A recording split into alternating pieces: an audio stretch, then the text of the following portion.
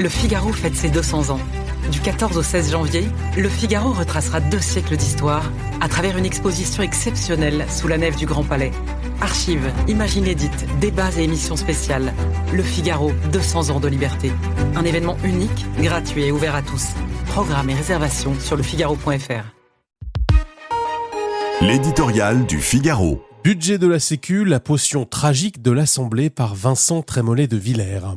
Les amateurs de tambouille parlementaire, s'il en reste quelques-uns, goûteront avec un brin d'admiration la recette de maître Lecornu. Un bouillon de socialisme, un bloc central coupé en morceaux, une pincée d'écolo, un bouquet de LR, des horizons émincés, faire mijoter quelques semaines et la soupe est prête. Potion tragique au regard de nos finances publiques, mais il faut bien passer l'hiver. Le Premier ministre, on le comprend, brandit comme une victoire son budget de la sécurité sociale, mais l'honnêteté, tout comme l'inquiétude qu'inspire le délitement de notre pays, obligent à considérer ce moment comme une défaite collective.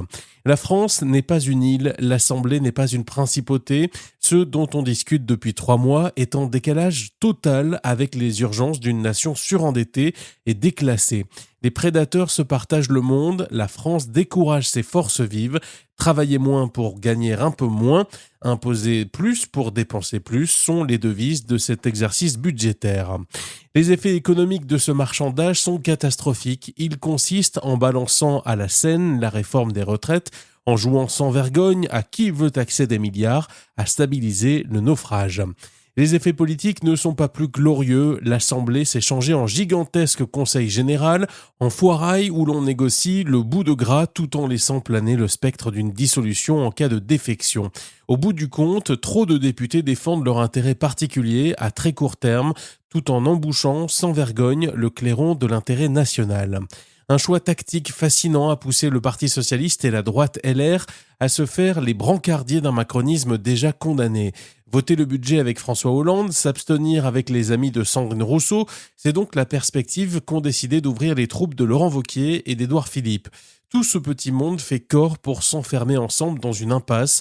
Pendant ce temps, l'autoroute est grande ouverte pour Jean-Luc Mélenchon et Jordan Bardella. La stabilité à tout prix, c'est l'antichambre du chaos. Le Figaro fête ses 200 ans.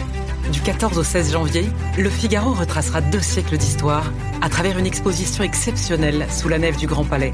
Archives, images inédites, débats et émissions spéciales. Le Figaro, 200 ans de liberté. Un événement unique, gratuit et ouvert à tous. Programmes et réservations sur lefigaro.fr.